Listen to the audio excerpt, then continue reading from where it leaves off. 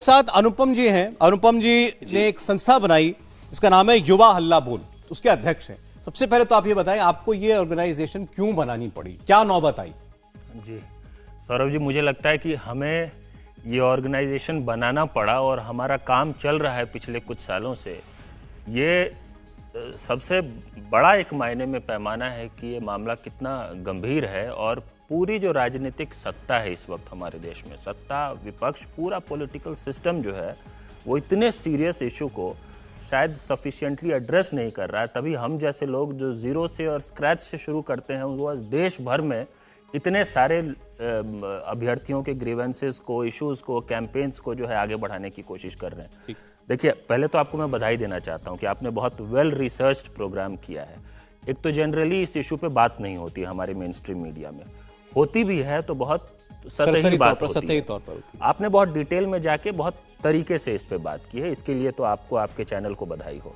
दूसरी बात देखिए कि ये जो पूरा पेपर लीक का मसला है ना, ये आपको, हमको और हमारे पास जो सूचियां हैं अलग अलग राज्यों में, ये एक राज्य की कहानी नहीं है, ये पूरे देश की कहानी है। किसी भी पार्टी की सत्ता हो, कांग्रेस की हो, भाजपा की हो, गैर भाजपा गैर कांग्रेस की हो, सब जगह ऐसा हो रहा है हमारे देश में। हमारे पास जो लिस्ट है ये तो वो है ना जिस पेपर लीक के बारे में आपको, हमको जानकारी मिली, और ये हमको तो मानना चाहिए, आप भी मानेंगे कि अगर 10 परीक्षाओं में पेपर लीक होता होगा तो 2-3-4 ही हमको पता चल रहा होगा। अगर सबके सब पता चलने लग जाए तो उतने में ही पेपर लीक बंद हो जाएगा।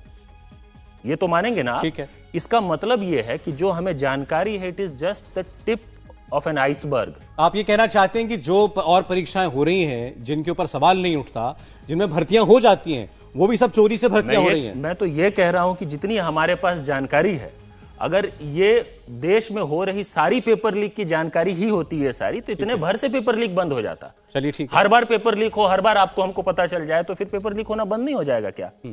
अब दूसरी बात ये देखिए, इतना कुछ होने के बाद भी इस इशू को हम लोग समझते नहीं है कि ये कितना ज्यादा नौजवानों में, युवकों में, युवतियों में डिप्रेशन पैदा कर रहा है। आप आंकड़ों को देखिए, सिर्फ बेरोजगारी के आंकड़ों को नहीं, एनएसएसओ, सीएमआई की बात नहीं कर रहा हूं, एनसीआरबी के सुसाइड डेटा को देखिए, क्या हालत है। हम कहते हैं भारत युवाओं का देश है और युवाओं का भविष्य अंधकार में है। एक तो देखिए पद कम है, ओवरऑल बेरोजगारी की हालत बहुत खराब है, उसके डिटेल में अभी मैं नहीं जा रहा हूँ। 93-94% तो असंगठित क्षेत्र में है, वहां पे भी हालत खराब है। प्राइवेट सेक्टर में भी ले ऑफ्स हो रहे हैं। हो ये रहा है कि पूरा प्रेशर जो है इकोनॉमी का, वो सरकारी नौकरियों पे आके पड़ रहा है। कल तक जो बीटेक की पढ़ाई करके किसी प्राइवेट सेक्टर में जॉब करने को तैयार हो रहा था, वो आज रेलवे के ग्रुप डी का फॉर्म भर रहा है। इस तरह की कहानियां भी आती हैं। तभी तो आप देखिए 2019 से, लोकसभा चुनाव से ठीक पहले रेलवे की 2 भर्तियां निकली थी, एनटीपीसी और group D, non technical popular category, और ग्रुप डी के लिए लगभग 1,35,000 पदों के लिए 2,42,00,000 कैंडिडेट्स ने अप्लाई किया। अब तक भर्ती पूरी नहीं हुई। आप सोचिए क्या हालत हो रही होगी। हर भर्ती हमारे देश में लगभग 5 वर्षीय योजना बन गई है। और ये दर्द वो लोग नहीं समझेंगे जो जाति, धर्म, पार्टियों में बटे हुए हैं। ये दर्द कौन समझेगा? दर्द वो माँ बाप समझेगा? नहीं, बिल्कुल ठीक बात आप कह रहे हैं। मैं केवल अनुपम ये कहना चाहता हूं, क्योंकि आप ये जो विषय है और आप जितनी बातें आपने छेड़ी हैं, बहुत सीरियस इश्यूज हैं, लेकिन शायद हमारा दायरा उतना आज प्रोग्राम का बड़ा नहीं है, तो हम केवल इस नजरिए से बात कर रहे हैं कि ये पेपर लीक क्यों हो रहा है। और आपने बताया कि इससे नौजवान डिप्रेशन में जा रहा है। उस पे आता हूं, पेपर लीक क्यों हो रहा है। देखिए, है क्या कि जब पेपर लीक एक बार हो जाए और उसकी जब जांच शुरू होती है, कई बार तो ये होता है कि बहुत जब शोर शराबा, हंगामा हो, आंदोलन हो जाए, हम जैसे लोग प्रदर्शन करने लग जाए, तब जाके सरकार उन भर्तियों को रद्द करती है। कई बार ऐसी भर्तियां रद्द भी नहीं होती है। कई राज्यों में भर्ती रद्द होती है तो फर्स्ट लेयर ऑफ अकाउंटेबिलिटी कहां जाकर रुकता है, आप ये देखिए। उन अभ्यर्थियों को गिरफ्तार कर लिया जाता है जिसने पेपर खरीदा, उन सॉल्वर्स को गिरफ्तार कर लिया जाता है जो कुछ पैसे लेकर किसी के बदले परीक्षा दे रहा होता है।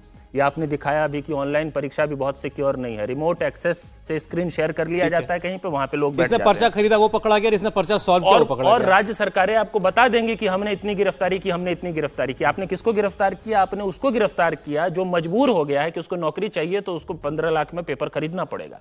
ठीक है, उसको भी आप गिरफ्तार करिए, कोई दिक्कत नहीं है, लेकिन उनको गिरफ्तार करने भर से मामला क्लोज नहीं होगा।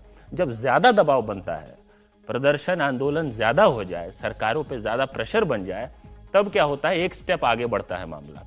और आप देखिए, आपको ध्यान में आएगा, कई भर्तियों के जांच में अंत में यह बताया जाता है कि किसी विभाग के 2-3 सरकारी कर्मचारी थे चतुर्थ श्रेणी के, जो पूरे मामले का सरगना थे, और फाइल वहां पे जाके क्लोज हो जाती है और मामले को रफा दफा कर दिया। कोई क्लरिकल स्टाफ का आदमी होगा या कोई बिल्कुल कोई निरीह इसने ये इसके पास कमरे की चाबी थी। हाँ, जो हो सकता है उस पूरे नेक्सस में शामिल रहा होगा, लेकिन वहां पे उनकी अंतिम जवाबदेही नहीं है।